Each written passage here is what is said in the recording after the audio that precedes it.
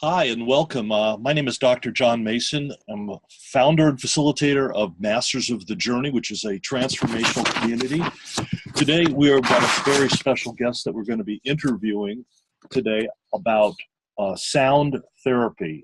He's a very close friend of mine, been a personal friend and colleague for almost 20 years.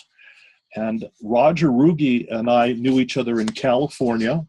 And now he lives in Colorado, and I don't live in California either. I'm up in the state of Washington. The title for the presentation today is Absorbing Divine Frequency, the Harmonic Resonance of Spiritual Balance.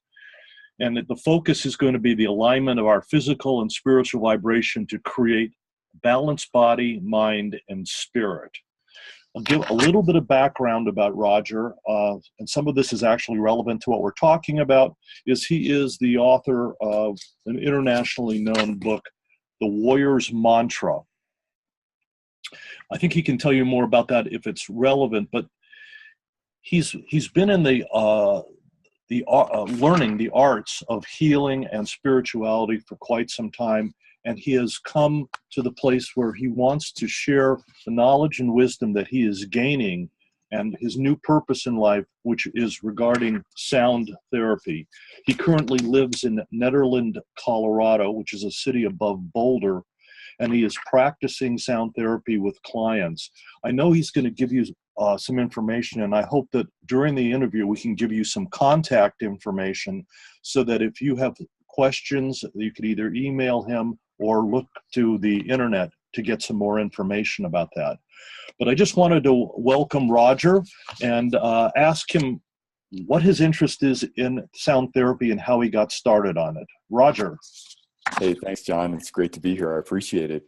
And I appreciate being able to share with some of the folks that are in the Masters of the Journey and doing these various outreaches. I just think it's so cool that today, with the internet and the information age, we're able to have so many different healing modalities presented to people, so it really gives people a menu of choices that allows them to kind of select what they resonate with. And I just think that's fantastic. So thanks for letting us all kind of put out the word of the different things that are available. I think out of all the healing arts that are out there, people are probably the least knowledgeable about what I'm doing, sound therapy. Most people have never heard of it, or maybe just have the edges of an understanding around it, some monk singing or chanting in a special tone, or maybe somebody playing with singing bowls. But I've kind of taken that to a new level, combining some of the ancient practices with modern scientific technology. And so I'd like to kind of go into a little bit about how the journey led me to where I am today. Great. And what a lot of people don't know is I spent 20 years in law enforcement, and I did pretty much everything that a police officer could do as far as different assignments. I was in traffic enforcement, rode motorcycles. I was a SWAT officer. I did high-risk patrol in some of the more dangerous areas of the community I worked in. And I ultimately became the training manager and taught virtually everything that can be taught within the law enforcement community. And in that journey, I was always looking for a way to be able to improve my service to the community. And I started in the martial arts. And in the martial arts, I'd had an example of energy that I couldn't explain.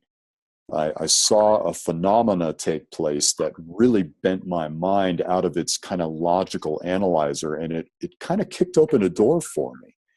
And I began to then explore things like meditation and Kriya yoga and yoga postures, asanas, things like this, breath work, which ultimately led me to work with a fifth generation Apache shaman named Running Bear.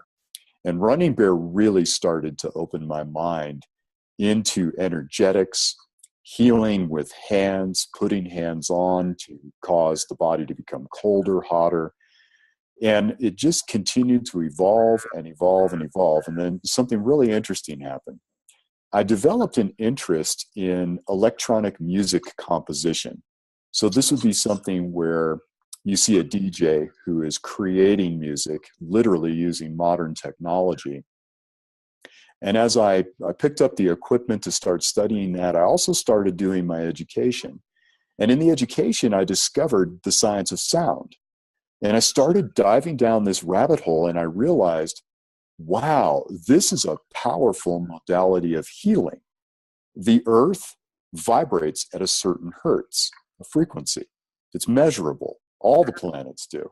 And then each one is different. The earth has a very unique song. As a matter of fact, when we capture that and put it into sound, it sounds exactly like birds singing. And so the thought is that the birds are actually singing in tune with the harmonic resonance of the earth. Well, it turns out that our bodies also vibrate at the exact same frequency as the earth. And so, are there ways to create harmonic balance in the body to give the body a relief from the day-to-day stress that we all feel and bring it into balance so that it is optimally tuned to then do what it's supposed to do, heal? So I find that, it's not like you can use sound frequency to cure this or that, but what I do find is you can put the body in an optimal state so that its innate ability to heal is enhanced. It's no different really than any other powerful stress management modality. We're reducing the stress on the body, giving it an opportunity to do what it knows how to naturally do. And I started really taking a look at what creates disharmony in the body. And one of the main ones is living in cities and all the noise and the things that are happening in there, the high stress environment, the assaultive sounds that come at us continuously. And how often do we actually experience silence anymore? I go to a lot of people's houses, I visit, and the television's on continuously. It's always on in the background. There's always this source of stimulation. Do we ever think about its effect on the body? And it occurred to me, I was living in an apartment in Colorado, and I got on my cell phone to set up my ability to hit the internet with the Wi-Fi. And I looked at my phone, and I had over 20, which really surprised me. And I really started thinking about all that electromagnetic influence passing through my body, literally. And I started wondering, if my neighbor is surfing something on the Christian religion, and then I have another neighbor who's listening to Metallica, and I got another neighbor who's surfing child porn or whatever, are all of those pieces of information affecting my energetic field? I don't really know, but what we do know is this new technology is something that we have not had to deal with physically, and the book is being written on its effects. There's almost nowhere you can go, even in remote rural areas like I'm in. There's still cell phone signals available. And I'm in the mountains of Colorado at 8,500 feet in a very rural location. And yet I still have those electromagnetic signals, not in the abundance of a city, but they're certainly there. So what is the effect? And can we create a kind of shield, or at least an optimal attunement of the body from time to time, so that we can maybe mitigate some of those effects? This brought me into sound therapy. So that's really the journey that got me to where I am today. Humans have been using sound technologies for a long time in various ways. And though it may be unfamiliar to us in the modern day culture that we live in, I saw one of your pieces of literature that said that the Gregorian monks, which of course you've taken to look like, it enhances the sound healing properties of what you do. So there's history to that. Can you just speak briefly about the history of this? There's evidence showing that cultures that existed thousands of years ago were using sounds to heal the body.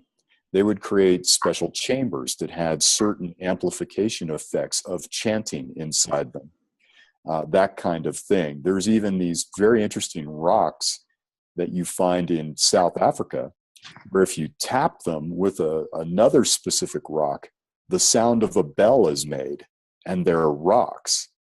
And they are rocks that were crafted. These are not rocks found naturally. They were literally shaped and crafted. And if you tap the two together, you get the sound of a bell for healing. But we absolutely know that we've had sound as a healing modality for thousands of years. One of the things that that I was privileged to learn about was the Gregorian monks. So the Gregorian monks would have a special way of chanting, and they would use certain tonalities in the voice, and people in mass would chant with them. And the reason that they did this was they would experience healings for people that were suffering from maladies by using certain tones to chant. And also, people would feel closer to the divine essence of God or spirit, or however you wish to refer to. That's what is beyond physical form. And this was an amazing thing. So these sounds that the Gregorian monks made were called solfegial frequencies. And there are 9 of them, 6 major sounds and 3 minor. So what I've done is I've been studying with a company called Soma Energetics, and they use the 6 major solfeggio frequencies, and they have created weighted and unweighted tuning forks to those specific frequencies. They resonate at a certain hertz. And it just so happens that each of those frequencies will activate each of the 7 major chakras, which is really interesting. So when you come to get a tune-up from me, for example, I'm literally using weighted forks to touch your body, to create a resonance inside the physical being itself to help balance those chakras. And then I use unweighted ones on the outside of the body, on your aura or your energy field. A lot of different words for that. But I'm tuning up both the ethereal body and the physical body. And bringing that into alignment is very deeply relaxing. Most people, when they're getting a tune-up from me, will actually fall into a very nice sleep while I'm working on them. And they seem to just kind of go out somewhere for a little while. And when they're done, they feel very deeply relaxed, very stress-free, very ready to move forward in their day in a really beautiful flow. And it's just fascinating to watch the shift that takes place by using these very specific ancient frequencies. Yeah, and to continue with this, I saw that there was a statement in some of the literature, and a question comes to mind, because we're not just talking physical, we're also talking emotional, and we're talking about mental and even spiritual enhancement. And of course, the Masters of the Journey is about supporting people and their striving for consciousness and spiritual development. So the question that I see is, how does sound move us closer to God? Yeah, well, and that is an excellent question. It's the essence of everything that I'm doing. So when I get a client in, some have a spiritual belief system and others don't. But what I know I'm doing is I'm connecting them with that source frequency that's innate in the physical body. And that creates a wonderful modality to open up a deeper connection to our emotional body. We begin to feel more passionately. And in that, a deeper connection can be made with spirit, with resonating with other people. So it comes into alignment. I believe, my personal belief is that when we're in perfect harmonic resonance, when we're in that state of perfection, we are able to then connect in a much deeper way to God, to spirit. So it's about bringing ourselves like a tuning fork. The body holds a certain resonance. If we can bring that body tuning fork into its perfect alignment, people have a much better time feeling that connection. There's other ways to get to that connection. Sometimes a really good massage can do it, or a guided relaxation exercise by somebody who's gifted in taking somebody through a visualization or a meditation process. Sometimes certain drugs will bring us into a state of euphoria, where we sometimes feel even closer connected to what we would call source or spirit. And that's what the tuning forks are doing. They're allowing you access to an optimal state of consciousness, both physically, mentally, and spiritually, to be able to feel more connected to source. You know, my question is, either from your training or from your personal experience, do you have a sense that a person can be in a relaxed or meditative state with this therapy and have that epiphany where they can actually either experience or know something more about that state of grace, or the source of the divine, or however you want to term that? Have you had any training or experience with that? Yeah, 100%. I've had training and experience with it. So when you look at the training models, that's really the goal. The goal of all the practitioners in sound therapy is to move you closer and closer to that source consciousness. And it absolutely does that. I have seen people who are finished with a sound therapy session who are in what I would call a completely altered state of consciousness. They may come in feeling anxiety over some life events, or maybe they were running a little bit late and they're kind of have that frantic, buzzy energy, or they've had a little too much caffeine, or whatever it is. And they're very amplified or very down. It's one or the other. And what ends up happening is after the session, they're in this state of really balanced energy. Their heart rate is lower. You can see that the tension that was on the face has relaxed and things are opened up. Their eyes look much brighter. You just see a more focused and balanced and relaxed human being. And we see this in a lot of therapies. There's no doubt about it. I think sound is just another way to get us into that state. This is not every individual and what their needs are and what their lifestyle is, but what might they expect as far as this tuning that you do with their energies? How long does that last, or how often do they have to come back? Question. Each individual is unique. And, it depends on the person. Some people who are, I would call them more advanced in terms of self-care practices, could probably come in once a month and receive benefit. The interesting thing about coming into alignment is that over the preceding few days, or the next few days that evolve after the tune-up, many things will continue to shift. And so it seems that a person like that who's in a good place already and wants a tune-up will get benefit out of that for about a month. And so, once a month would be a nice tune-up for that person.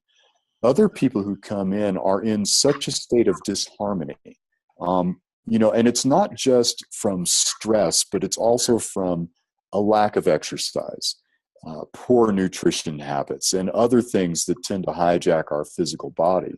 That person might need to come in 2 or 3 times a week for 2 or 3 weeks in order to work out a lot of those things to get them to that baseline.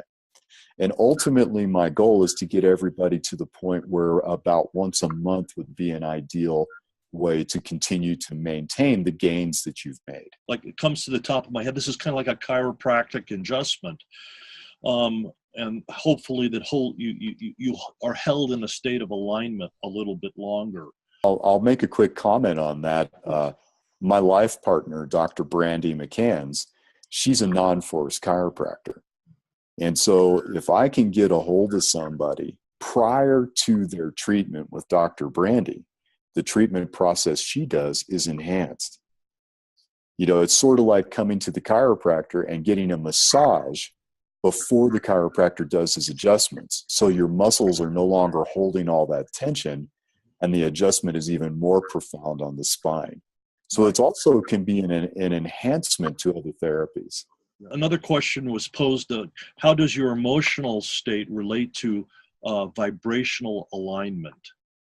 Yeah, this is one of the best indicators that we have. And people don't necessarily look at the emotions they're experiencing as a barometer toward their internal and external health.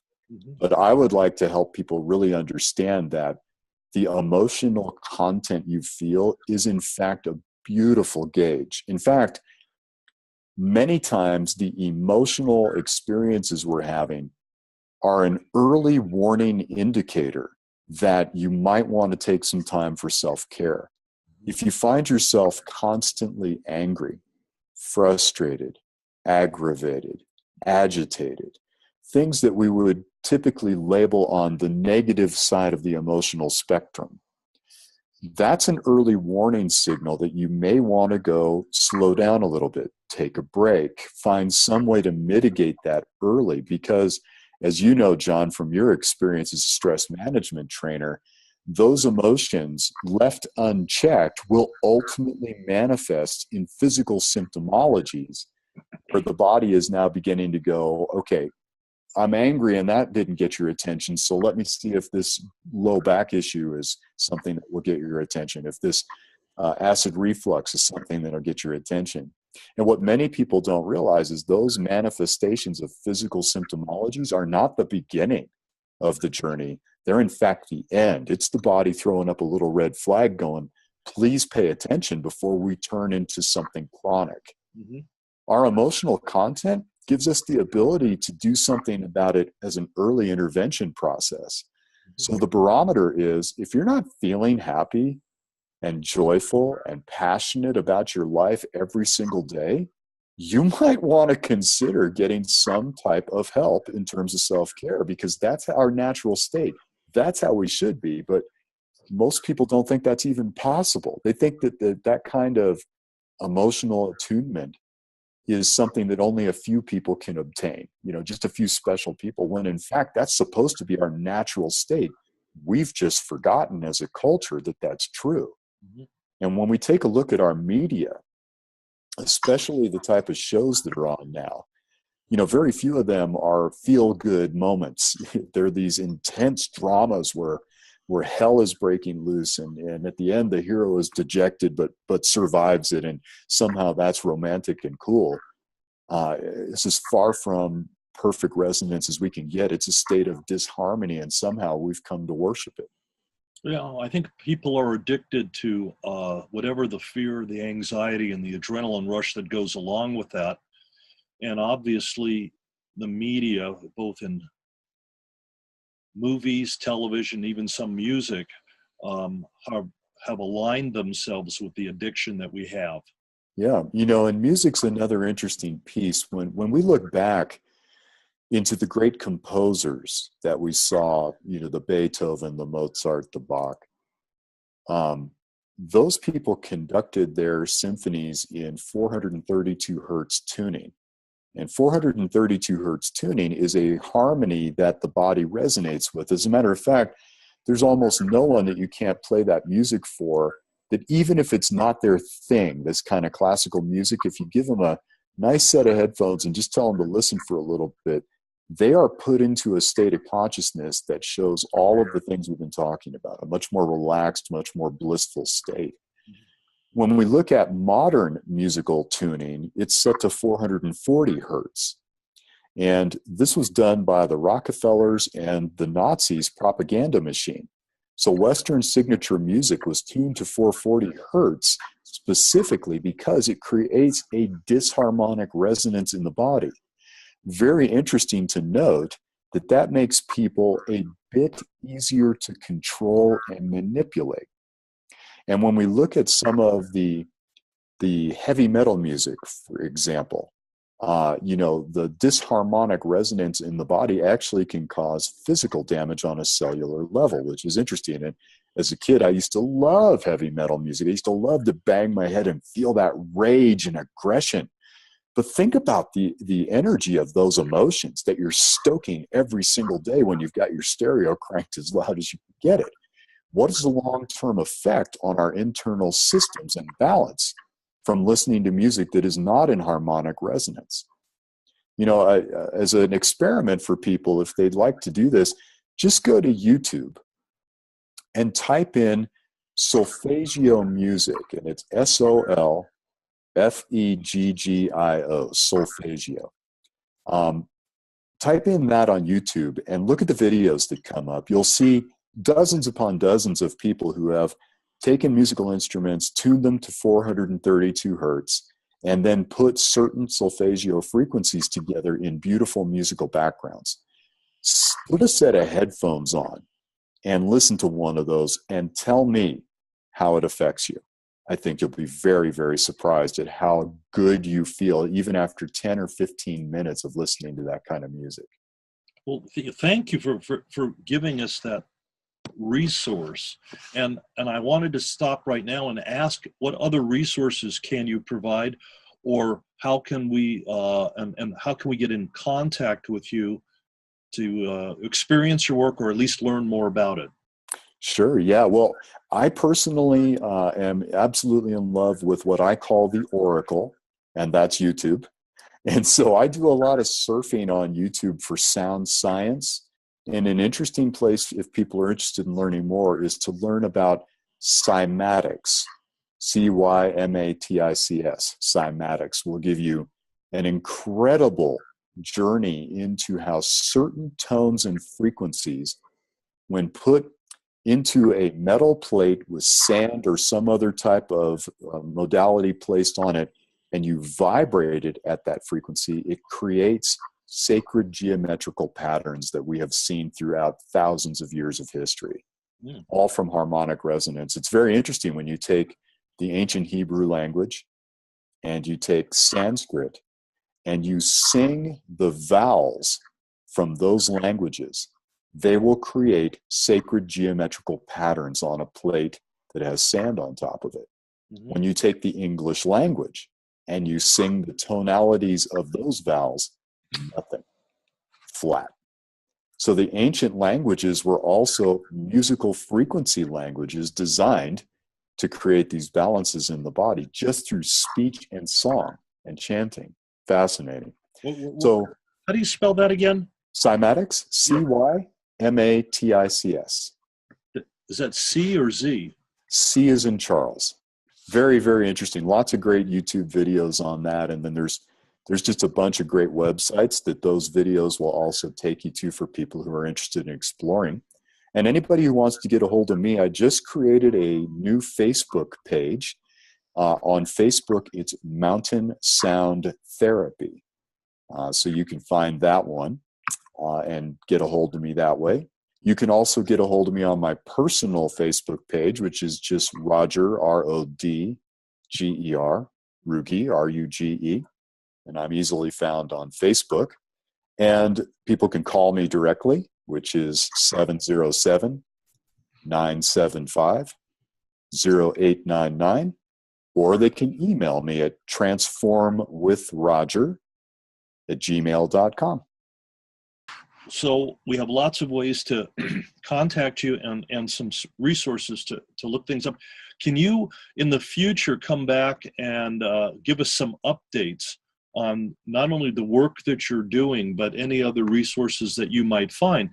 Because our community is always looking for new and better ways to connect with spirit. And if they're curious about this, I know you're putting time and energy into this. They would probably benefit from any of cutting edge research that you're doing. I very much would be delighted to share what I have going on and any new things that come up, different resources. I'll share those with you directly, John, to pass on to the community as well. Anytime. I'd be very happy and honored. And I'm just thrilled that, the Masters of the Journey is offering so many modalities to connect. I mean, it's just so exciting to me. It's a great community. Thank you so much. And Rodger, one other thing that I wanted to say, if we can make this available to people, if you could send me some of the links and some of the information in a written form, we might be able to post that on our webpage, have a special section just for sound therapy. So maybe we can do some listening and again, refer people back to you to have their questions answered. That's terrific. Happy to do it. In fact, I've got a couple of wonderfully created YouTube videos that are, one's a 15-minute tune-up on your chakras using the solfeggio frequencies, and another one's 35 minutes. I'm going to send you the link to those because I think people would really love it. A 15-minute tune-up just by putting on a set of headphones, it works quite well. Wow. Great. Thank you. Thank you very much for your time and your expertise. I'm not going to ask this of you right now, but if you could really practice your Gregorian chants and share those with us, or not. You actually can get CDs of Gregorian chanting, and I'll tell you, it's really something to experience. Again, you'll find that on YouTube as well. Go play. Perfect. Perfect. Well, thank you, Rodger. Anything you want to say before we sign off today? No, just thanks, everybody. I appreciate it, and I'm here to serve. If you need any information, just get hold of me. Great. Well, thanks again, Rodger. I'm going to end the recording now. Thank you.